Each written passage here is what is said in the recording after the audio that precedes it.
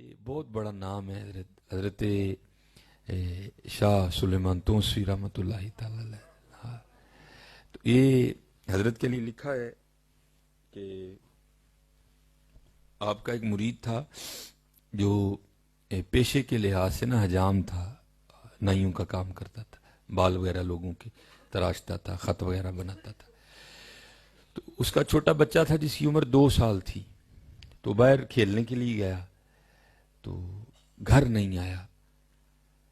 تو جب نہیں آیا تو وہ پریشان ہو کے تلاش میں نکلے، کیونکہ ابھی مساجد کو سپیکر نہیں لگے تھے، ابھی موبائل فون، دوسرا فون کچھ بھی نہیں تھا حضرت ابھی، اور پولیس کا نظام بھی اتنا فعال نہیں تھا کہ کوئی رپورٹ وغیرہ درج کرواتے تو کوئی چلو پولیس کی گاڑیاں نکلتی تلاش، کچھ بھی نہیں تھا حضرت.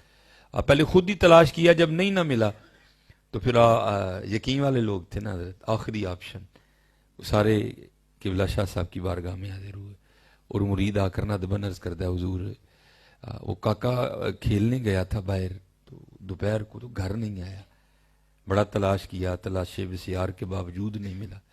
تو شاہ صاحب نہیں آگے سے بولے حضرت، اور لکھا ہے کتابوں میں کہ حضرت مرید وہ ہے جس کی اپنی کوئی مرضی نہیں. اور بزرگوں نے کہا کہ جتنی دیر تک مرید پیر کے سامنے اس طرح نہیں ہوگا جس طرح غسل دینے والے کے سامنے مردہ ہوتا ہے، کچھ بھی نہیں ہوگا حضرت. مرضی تو چھوڑنی پڑے گی نا حضرت، جو مرضیاں کرتا ہے اس کا کچھ نہیں بنتا حضرت، اب بنتا اسی کا حضرت جو مرضیاں چھوڑ دیتا ہے حضرت.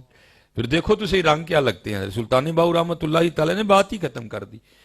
آپ فرماتے ہیں نہ رب عرش معلّہ اتے نہ رب خانے کعبے ہو، گنگا تیرتھ مول نہ ملیا پینڈے بے حسابے ہو، نہ رب علم کتابی لبا نہ رب وچ محرابے ہو، ہاں جد دا مرشد ملیا باہو چھٹے سب عذابے ہو، نہ میں جوگی نہ میں جنگم نہ میں چلا کمایا ہوں، نہ میں پج مسیتی وڑیا نہ تسبہ کھڑکایا ہوں، جو دم غافل سو دم کافر مرشد فرمایا ہوں، جیوے کامل مرشد باہو جن نے سونا رب ملایا ہو. زبانی کلمہ ہر کوئی آکھے دل دا پڑھدا کوئی ہو، جتھے کلمہ دل دا پڑھ دے جیب نو ملے نہ ٹوئی ہو، اور دل دا کلمہ عاشق پڑھ دے کی جانن یار گلوئی ہو، اے کلمہ مینو پیر پڑھایا میں صدا سواگن ہوئی ہوں. پھر تو بات ہی ایک ہی بس سیڑھی ہے حضرت. ہاں بس جس نے یہ طے کر لی پھر کمال ہی کمال ہے آگے. یہ طے نہیں ہوتی حضرت، یہ طے نہیں ہوتی. اب احباب کی مرضی یہ ہوتی ہے کہ پیر ہمیں ہماری مرضی کے مطابق ملے حضرت، نہیں حضرت. دعا کرو اللہ ہمیں مرید ہونے کی توفیق عطا فرمائے حضرت. وہ شاہ صاحب خاموش رہے، مرید تھا نا حضرت، نہیں بولا. تھوڑی دیر بعد 10 بوسی کی قدم چومے چلا گیا.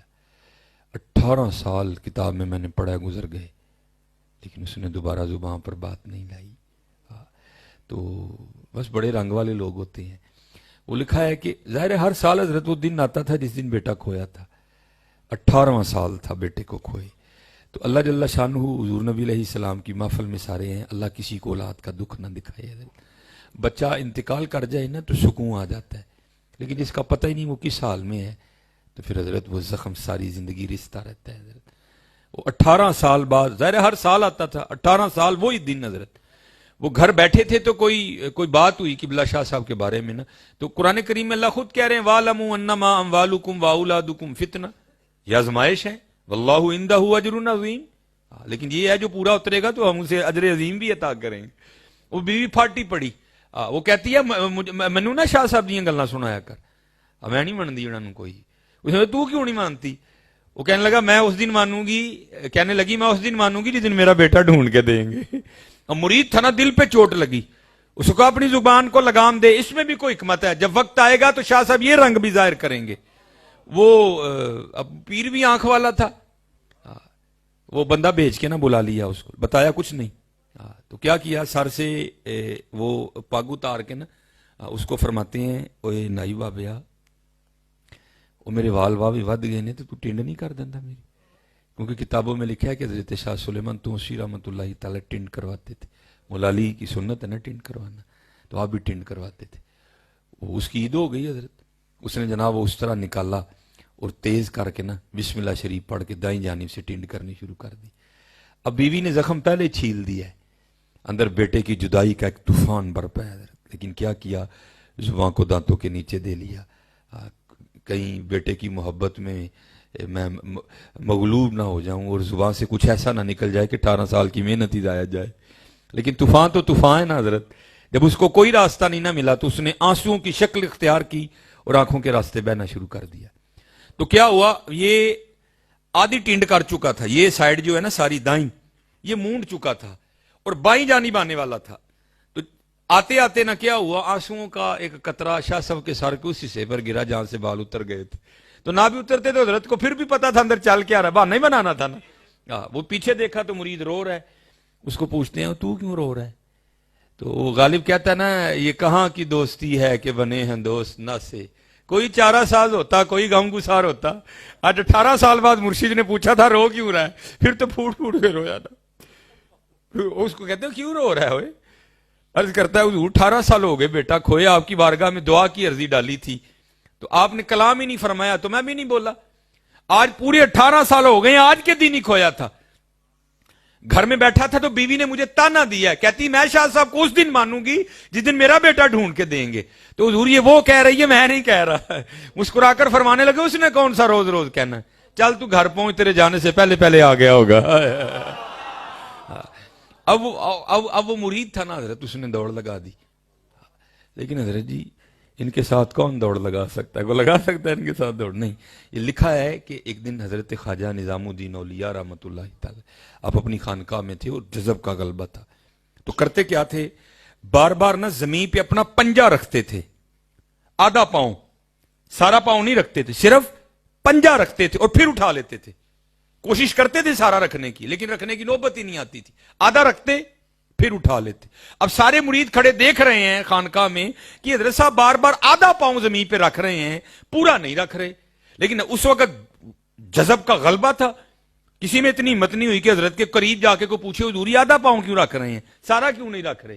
جب حضرت کا جذب کم ہوا نا اور آپ آ کے اپنی مسند پہ بیٹھے تو سارے مرید اکٹھے ہو کے آ گئے. عرض کی تھی حضور ہم دیکھ رہے تھے آپ بار بار زمین پہ آدھا پاؤں رکھتے تھے پھر اٹھا لیتے تھے, سارا نہیں رکھتے تھے, تو یہ آپ کیا کر رہے تھے؟ تو آپ نے فرمایا میں نے اپنے اکابرین کا قول پڑھا ہے کہ اہل اللہ کے لیے عرش الہی 2.5 قدم ہے, لیکن قربان جاؤ نظام الدین کا تو آدھا بھی نہیں بن رہا تھا. اللہ, ان کے ساتھ حضرت کون دوڑ لگا سکتا ہے؟ لگا سکتا ہے کوئی ان کے ساتھ؟ نہیں لگا سکتا حضرت. یہ تو انجینئر مرزا محمد علی کا ویسے دماغ خراب ہو گیا ہے, ان کے ساتھ نہیں دوڑ لگا سکتا کوئی بھی حضرت. وہ اس نے لگائی دوڑ, لیکن جب گھر پہنچا نا تو جا کے کیا دیکھتا ہے, سارا گاؤں اکٹھا ہے, چھت پہ عورتیں چڑھی ہیں, نیچے مرد کھڑے ہیں. جا کے حیران ہو کے پوچھتا ہے بھائی کیا ہوا میرے گھر میں؟ وہ کہتے ہیں یار ہمیں خود نہیں پتا, ایک گھوڑا بدھا ہے, چارپائی بچھی ہے, 20 سال کا گبرو نوجوان بیٹھا ہے, پتہ نہیں کون ہے وہ اس نے لوگوں کو سائیڈ پہ کیا, اندر گیا. اب تو خون ٹھنڈے ہو گئے ہیں نا, تب ابھی خونوں میں گرمی تھی حضرت. خون نے خون کو کھینچا, باپ کو نہیں بتانا پڑا یہ بیٹا ہے, اور بیٹے کو یہ نہیں بتانا پڑا یہ باپ ہے. دونوں بغل گیر ہوئے, سینے سے سینہ لگا, خوب روئے دونوں. جب اندر کا طوفان تھم گیا نا تو باپ بیٹے سے پوچھتا ہے پتر وہ کس طرح گیا اور کس طرح آیا؟ وہ کہتا ہے بھائی جب گیا تو خود ہی نہیں پتا تھا, چھوٹا تھا. لیکن یہ ہے کہ سکھوں کے گھر میں تھا, انہوں نے کہا ہم نے تجھے راستے میں سے اٹھایا تھا, اغوا کیا تھا, لیکن یہ نہیں بتاتے تھے کہ اٹھایا کہاں سے ہے. اب بتاتے تو میں لوٹ آتا. اچھا پتر یہ تو ہوا جانا, اب یہ بتا واپس کس طرح آیا؟ وہ کہتا ہے بھائی میرا سکھ مالک کہیں جانے والا تھا اور اس نے مجھے گھوڑا تیار کرنے کا حکم دیا, تو میں گھوڑا تیار کر کے نا اس کی لگامیں پکڑے کھڑا تھا. میرا منہ دروازے کی جانب تھا, بابا دروازے سے نہیں آیا, زمین سے نکلا یا آسمان سے گرا مجھے نہیں پتا کوئی بھی. بھاگتا ہوا آیا, میرا ہاتھ پکڑا اور گھوڑے سمیت مجھے وہاں سے یہاں کھڑا کر کے خود غائب ہو گیا. اب مرید تھا نا حضرت, وہ پوچھتا ہے پتر اگر لے جاؤں اور بابا جی پہچاننے پڑے تو پہچان لے گا, اگر شناخت کرنی پڑے تو کر لے گا, پہچان لے گا نا بابا جی کو کہ یہ وہ تھے کہ کوئی اور ہے. تو آگے سے کہتا ہے ابا جی او بابا جی اتنے سونے ہیں, اگر لاکھوں میں کھڑا کر دیں گے پھر بھی پہچان لوں گا, لیکن سب سے بڑی نشانی یہ تھی ان بابا جی کی آدھی ٹنڈ تھی, آدھے سر پہ بال تھے.